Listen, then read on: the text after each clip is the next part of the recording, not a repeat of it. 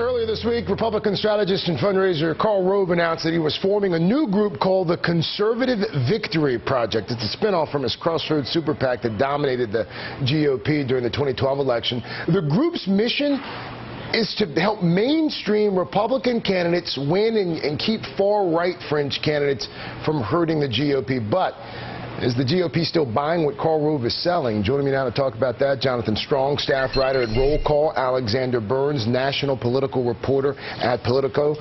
Thanks for coming back, guys. Alex, Rove took a lot of flack after the 2012 campaign when Republicans, of course, lost so many races despite the hundreds of millions of dollars that he raised and pumped into those races. In fact, one group found that he had roughly a 1% success rate with his attack ads. Who from the GOP establishment is still backing him, John?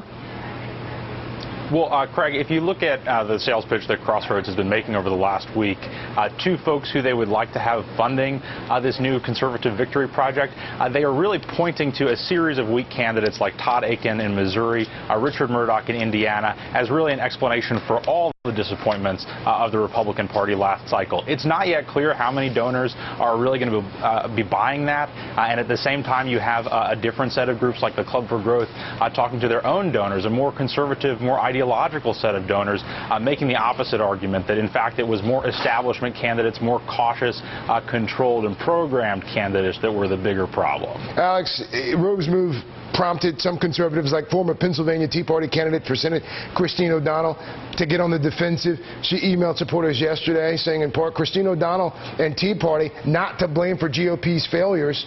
Does the new group draw a clear line in the sand now between Karl Rove and the Tea Party?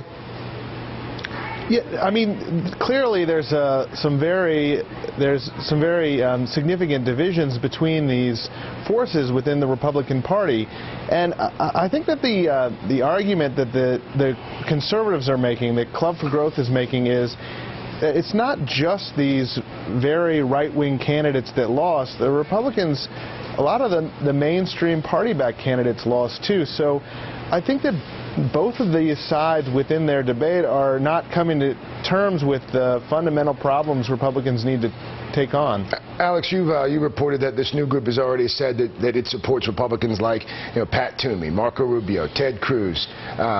Is Rove the architect, as W dubbed him? Is he as powerful as he once was? I mean, how much will his group actually matter?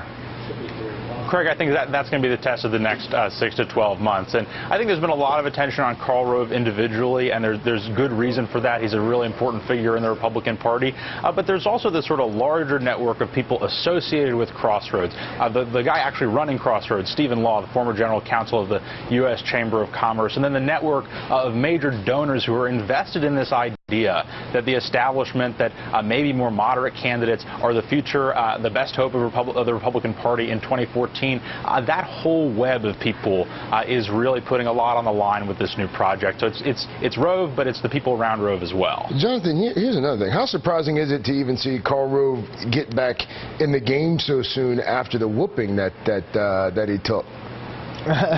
Well, I'm sure he would make the case that despite the dismal results on Election Day, that his group, prevented it from getting worse. Really? Is that the argument? I mean, that is what, people will say when you spend a lot of money and you come up short, is that without that spending, you would have done even worse. But the problem is it's very difficult to pinpoint which parts of the campaign architecture and infrastructure tend to help. I mean, it's difficult to get those metrics. Yeah. All right. Jonathan Strong, Roll Call, Politico's Alexander Burns. Thank you, gentlemen.